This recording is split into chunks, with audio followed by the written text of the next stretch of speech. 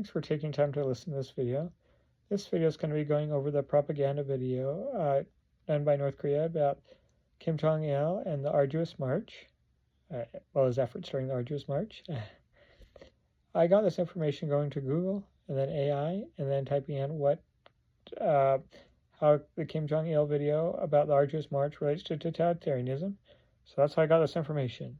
Just as a warning, there can be mistakes. I've noticed that with AI information sometimes, so just keep that in mind. A lot of times there's really good information, so it's kind of like trying to balance it out. It's like you don't want to totally rely on it, but you don't want to totally not use it either, so just keep that in mind. All right, the next video you're going to see is the actual video sponsored by North Korea with Kim Jong-il about the Arduous March, and then you'll hear the response. So take care, everyone. The 1990s, when Korea was on an arduous march and forced march because of the US imperialist maneuvers to isolate and stifle the republic, and because of the natural calamities, Kim Jong-il visited the workers and other people of Jang province.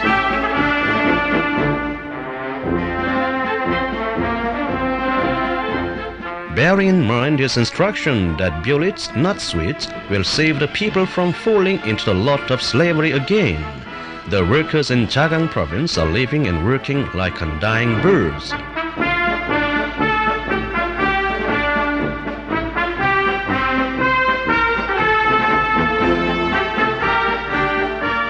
The workers and other people of Jang province strive under the motto, "Let us go smiling, though the way is thorny."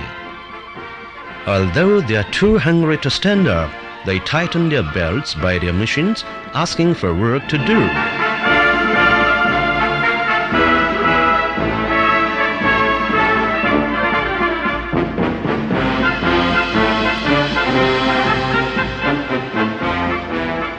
Yearning for Kim Jong-il, these people have built power stations by their own efforts and electrified their province by courageously overcoming all the difficulties.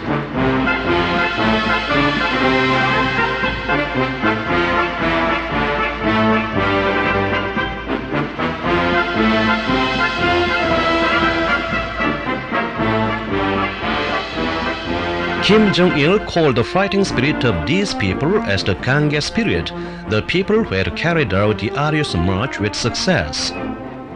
He held them up as the front rankers of the whole country.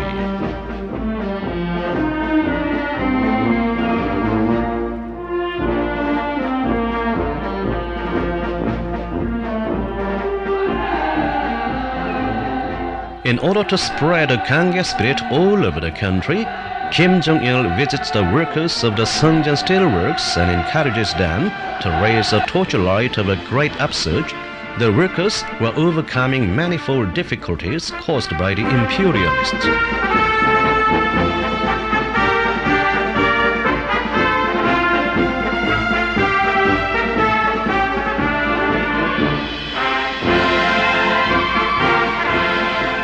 Because a powerful nation has to be built by our own efforts, Kim Jong-il encourages the people to display the revolutionary spirit of self-reliance everywhere he goes.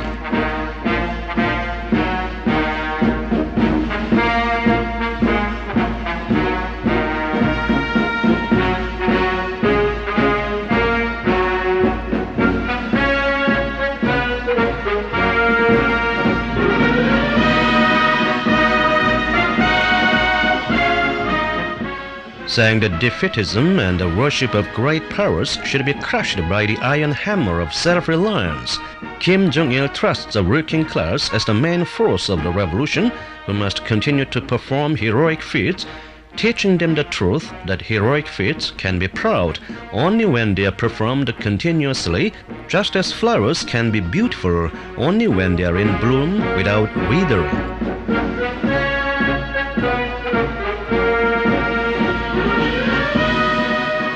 Kim Jong-il has led all sectors of socialist construction to effect leap forward, to turn adversity into favorable situation, misfortune into blessings, and to realize the hopes for a bright future as soon as possible.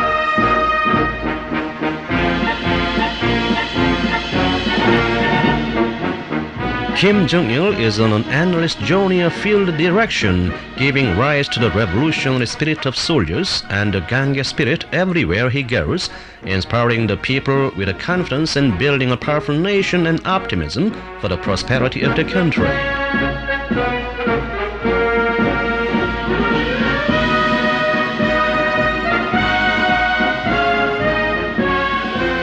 He launched a blueprint for national prosperity and set in motion the full-charged endeavors to make history of transformation for the people's well-being. As a result, Korea's landscape has got new appearance. He initiated a grand plan of realigning the crop fields throughout the country in standardized size and shape, and enlisted servicemen and civilian people in this nature harnessing project.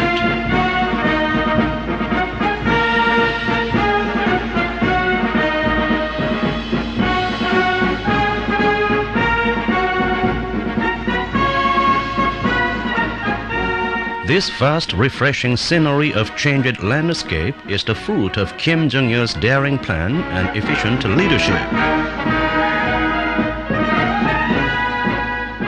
The overriding concern of Kim Jong-il's activity is the well-being of the people, including workers, and on his inspection trips across the country, he always calls at dormitories and dwelling homes to look closely into the people's living conditions.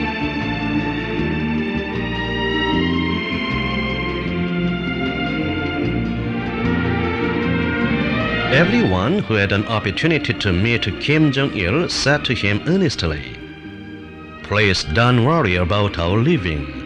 When we are through with hardship, we'll be well off. Our only wish is your good health."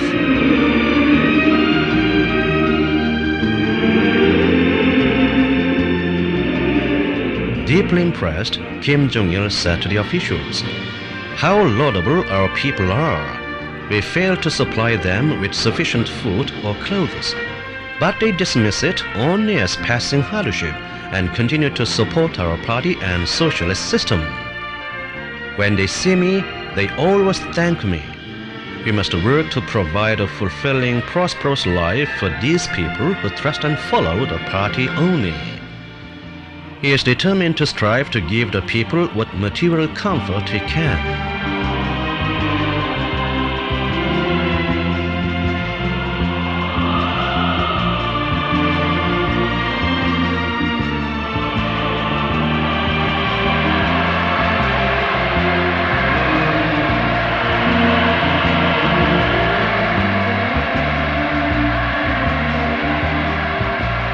This is why they follow him as their father and tell him even their innermost feelings and thoughts.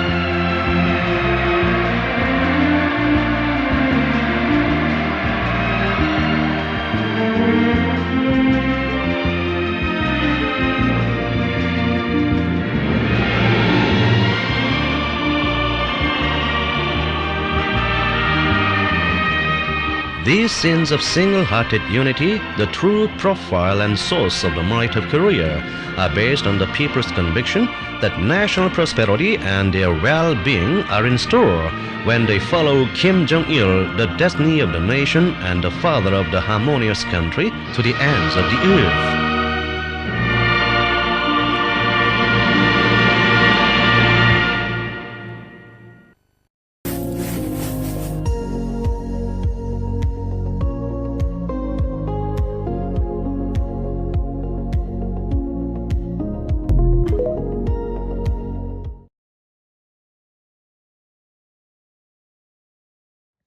Hello everyone, thanks for listening. Alright, North Korean totalitarianism used Arduous March propaganda videos to reframe a catastrophic state-induced famine into a mythic narrative of national solidarity and shared sacrifice under Kim Jong-il. By utilizing the total state control over the propaganda and agitation department, the regime replaced terms like famine or starvation with a historic revolutionary metaphor. This media strategy effectively masked policy failures, suppressed dissent, and reinforced the supreme authority of the Kim dynasty during its greatest structural crisis. the propaganda myth versus the reality. The term Arduous March was intentionally co-opted from a propaganda fable about Kim Il-sung's guerrilla unit fighting freezing temperatures and Imperial Japanese forces in 1938. State media reported this historical allegory to handle the 1990s famine, which was triggered by the collapse of Soviet aid and the inherent inefficiencies of North Korea's centralized command economy. Right. How propaganda videos reinforce totalitarianism. The regime documentary and propaganda videos from this area serve as primary case studies in totalitarian information control. Weaponized euphemism. Documentaries broadcasted by the DPR Video Archive reframe starvation as a spiritual test. Forbidding the words famine or hunger made structural criticism linguistically impossible within the state. The shared suffering illusion. Videos depicted Kim Jong-il visiting rural factories and military outposts in his iconic simple cactus. Hopefully I'm getting that right. This established a false narrative that the leadership was enduring the same physical trauma as the population. Justification for militarization. Propaganda videos used the crisis to formally introduce Songun, which is known as military first politics. The message stipulated that resources must go to the military first to protect the state from foreign invasion, effectively justifying why civilians were left without food rations. Erasure of truth. While hundreds of thousands died, state television broadcasted highly scripted footage of choreographed loyalty and military strength. Total control over cameras and information isolation prevented collective organizing or rebellion. Modern legacy of the rhetoric. The totalitarian control established during the Arduous March set the blueprint for contemporary North Korean governance. The rhetoric remains so deeply embedded that current leader Kim Jong-un openly commands officials to wage another, more difficult Arduous March during modern economic downturns and border closures. This demonstrates how historical propaganda continues to serve as an active mechanism for demanding absolute obedience during times of crisis. Thanks for listening, everyone. I hope you found this video informative. Take care.